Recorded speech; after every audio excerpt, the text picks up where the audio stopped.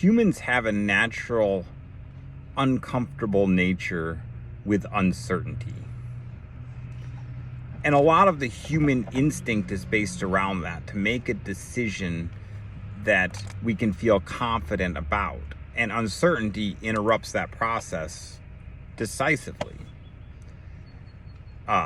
We can think about conversations that we have with others. Once a person has a perception or an idea, it's incredibly difficult to change, because the process of change would involve accepting a certain level of uncertainty through the process.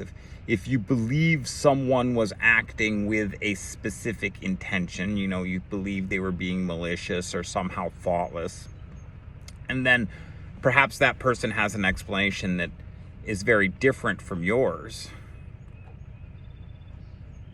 letting go of one and switching to the other isn't instantaneous. And so there's a reluctance to do that. We can see that in big picture things in human nature, like religion. Since the beginning of time, clouds have not been something that can just be in the sky. Before they were known, they were water vapor. We still knew they brought the rain. There was this relationship, this neediness and dependency, also misery, long wet stretches without proper dry places, and so there has to be a reason, there has to be an explanation. And of course, the deity is a really clean path to that, and then we don't have to be confused anymore. There's no uncertainty. Nietzsche said, God is dead, and the popular interpretation of that is that God is dead because we have other explanations.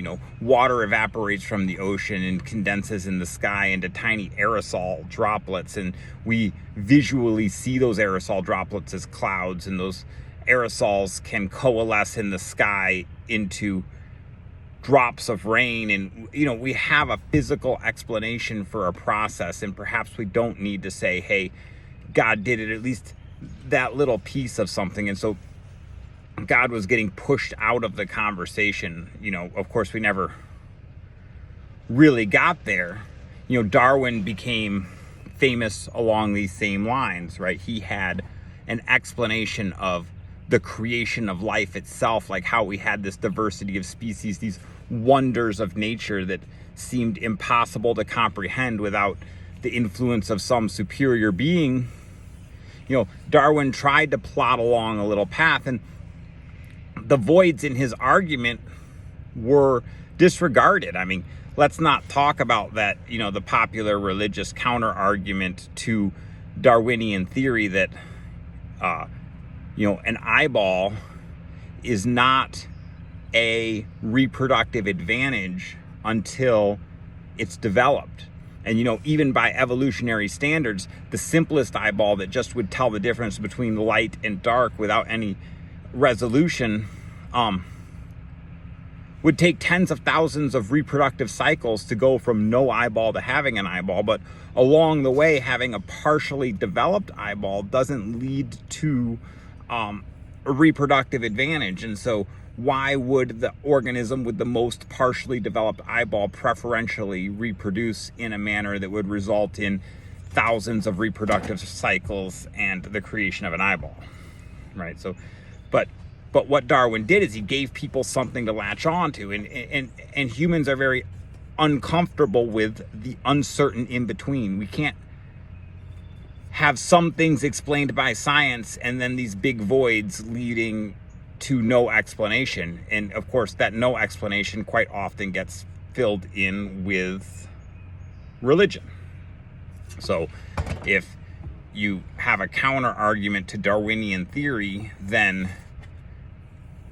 you're religious. And for some reason, if you have a counter argument to Darwinian theory and you just say, I don't know. I don't know. I don't buy into the Darwinian theory. I'm certainly not religious. I'm just very comfortable with uncertainty. And so,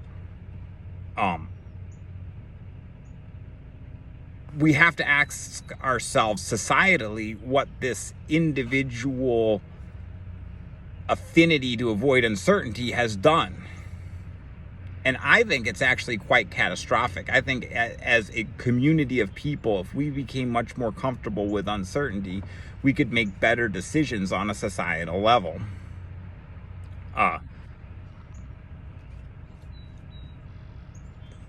And of course, that's probably a more complicated conversation. But I'll let it go at that.